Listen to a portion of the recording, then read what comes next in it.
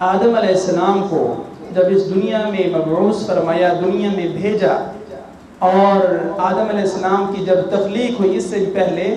جیسے ہی اللہ رب العزت نے آدم علیہ السلام کے اندر روح کو پھونکا، روح کو ڈالا، آدم علیہ السلام کی آنکھ کھلتی ہے،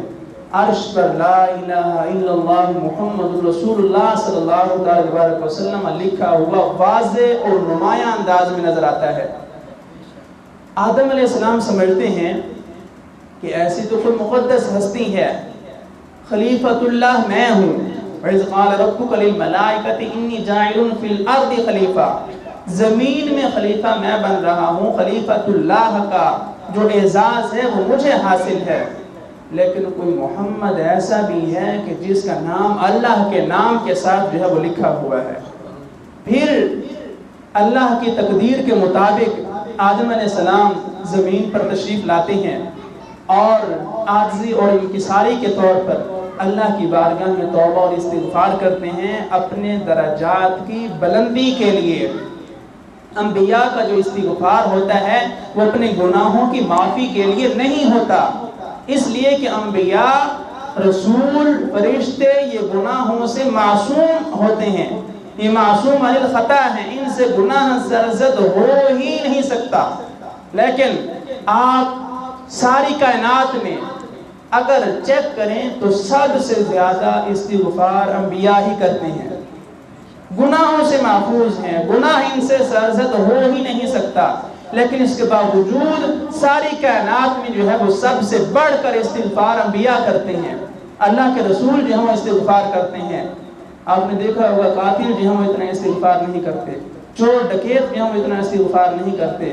اور دیگر لوگ جو ہیں وہ اتنا استغفار نہیں کرتے۔ سب سے بڑھ کر سب سے زیادہ استغفار کون کرتے ہیں؟ اللہ کے انبیاء استغفار کرتے ہیں، اور اللہ کے انبیاء کا استغفار کرنا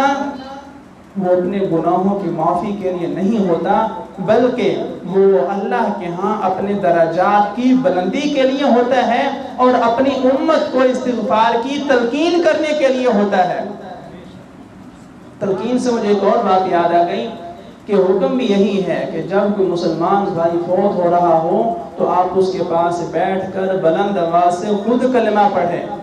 جب آپ کلمہ پڑھیں گے، مرنے والا، فوت ہونے والا آپ کی آواز کو سن کر خود ہی کلمہ پڑھنا جو ہے وہ شروع کر دے گا، اللہ اس کی زبان پر کلمے کو جاری فرما دے گا۔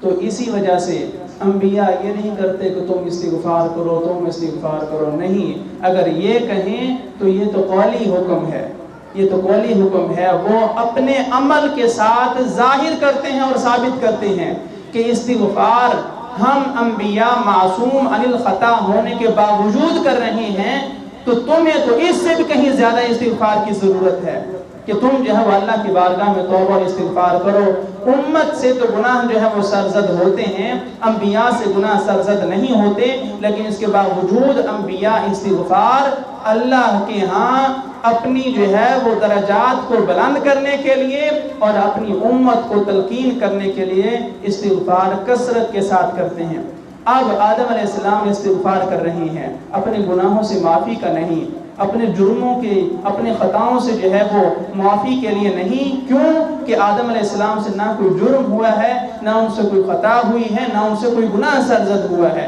یہ تو اللہ کی تقدیر ہے، اللہ نے تقدیر میں جیسے لکھا تھا ویسے ویسے ہو کر ہی رہنا تھا۔ اور اگر پھر بھی کوئی کہے کہ نہیں جی آدم علیہ السلام نے نافرمانی کی، تو انہوں نے تو وہ جو بھی شجر ممنوع تھا اس میں سے آدھا خود کھایا، آدھا اماں حوا کو جو ہے وہ عطا فرمایا، انہیں جو ہے وہ انہوں نے کھایا۔ تو آج وہ جو بھی پھل ہے اس میں اختلاف ہے، کوئی کہتا ہے گندم ہے، کوئی کہتا ہے کھجور ہے، بہرحال جو بھی پھل ہے، جو بھی چیز ہے، انہوں نے آدھا آدھا کھایا اور اتنے آنسو بہائے۔ ہم صبح شام دوپہر کھا رہے ہیں، تو پھر ہمیں کتنا استغفار کرنا چاہیے؟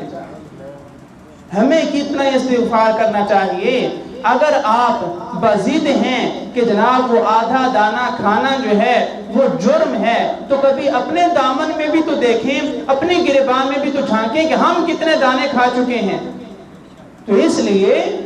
کسی اور پر الزام لگانے سے پہلے اپنے گریبان میں جھانک لینا چاہیے کہ میں کن مقدس ہستیوں کی طرف گناہ کی نسبت کر رہا ہوں، جبکہ میں وہ چیزیں کتنی کثرت کے ساتھ کھا رہا ہوں۔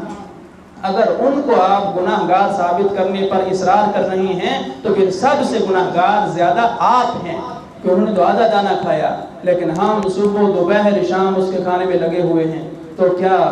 یہ گناہ نہیں ہے؟ یہ ہرگز گناہ نہیں ہے۔ اگر انہیں گناہ گار سمجھیں گے تو سب سے بڑے گناہ گار ہم ہوں گے، نہ وہ گناہ گار ہیں اور نہ ہمارا گندم کھجور وغیرہ حلال چیزوں کو کھانا گناہ ہے۔ تو بہرحال انہوں نے استغفار کیا اور استغفار کرتے رہے حتیٰ کہ انہیں یاد آیا، جبرائیل امین کے ذریعے جو ہے وہ یاد دلایا گیا کہ اے میرے خلیفۃ اللہ، جب آپ کی آنکھ کھلی تھی عرش پر آپ نے اللہ کے نام کے ساتھ محمد رسول اللہ کا نام لکھا ہوا پایا تھا۔ آج اگر اپنے درجات کی بلندی چاہتے ہیں تو اسی محمد رسول اللہ صلی اللہ علیہ وسلم کے نام کا وسیلہ پیش کریں۔